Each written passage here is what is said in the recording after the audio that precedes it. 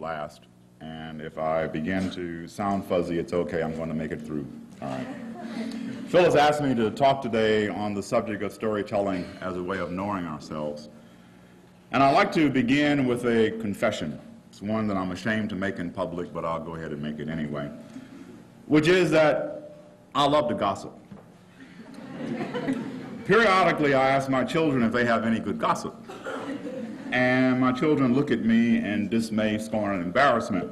And one will say very self-righteously, well, you know, gossip isn't nice, Dad.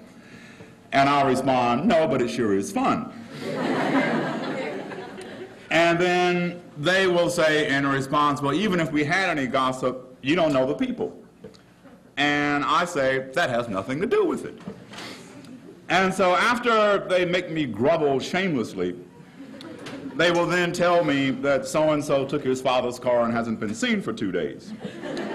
And I will say, wow. And then I'll settle into imagining what occurred in a family that such would have happened. Now, one isn't supposed to publicly say that he or she likes gossip.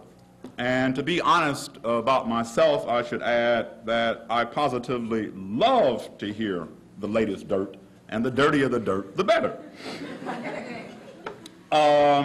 During times when I can't learn the current gossip, I have been known to start gossip, but never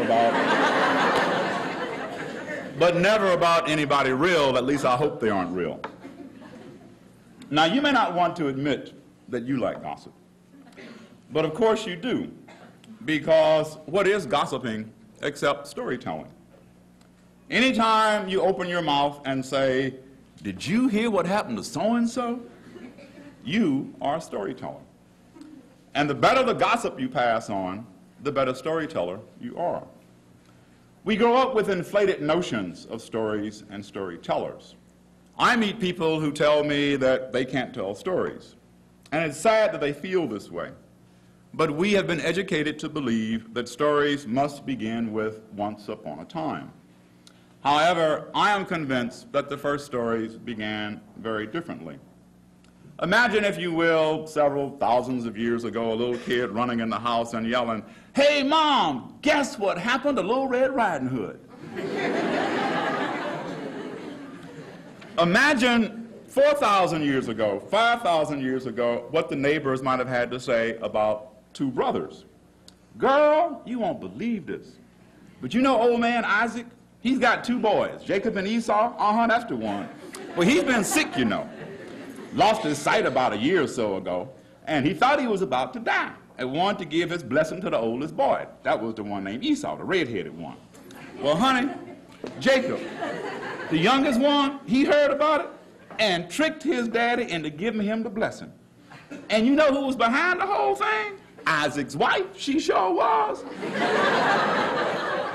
Now, can you imagine a mother tricking her husband and her oldest boy so that the youngest one could get the blessing?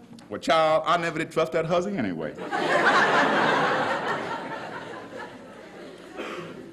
Story is not something that we tell.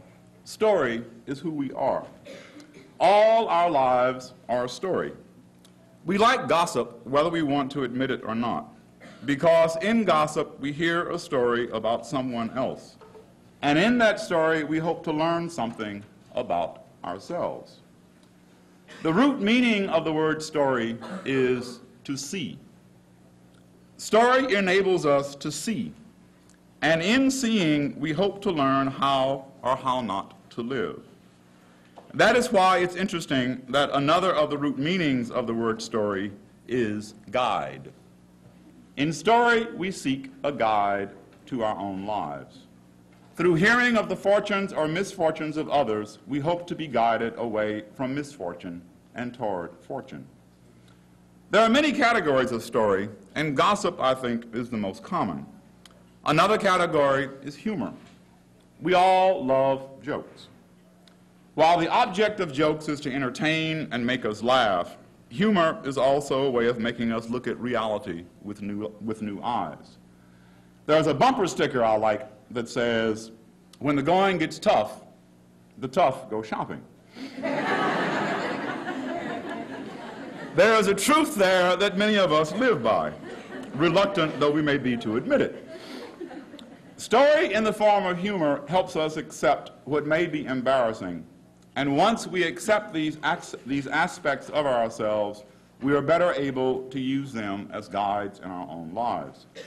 One story I heard a couple of years ago, which I'll tell you now, has certainly become a very important guide in my life.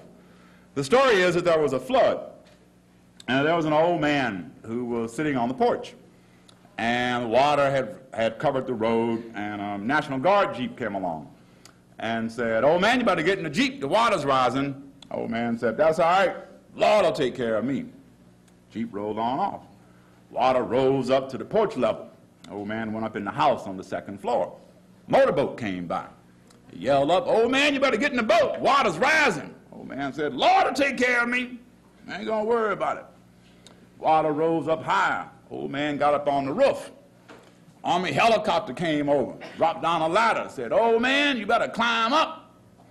Water's rising." Old man said, "Lord will take care of me. I ain't gonna worry about it."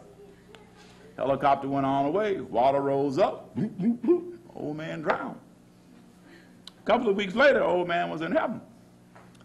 Walking down the streets of heaven, he saw God hanging out on the corner. Went over to him and he said, "Lord, you remember that flood down there on earth a couple of weeks ago?" Lord said, "I remember it." He said, "Well, Lord, I drowned in that flood and I kept telling folks you was going to take care of me." Lord said, "Oh, you the fool." "Yeah." Lord said, "Yeah, I was going to take care of you. What do you think the jeep, the motorboat, and the helicopter was?"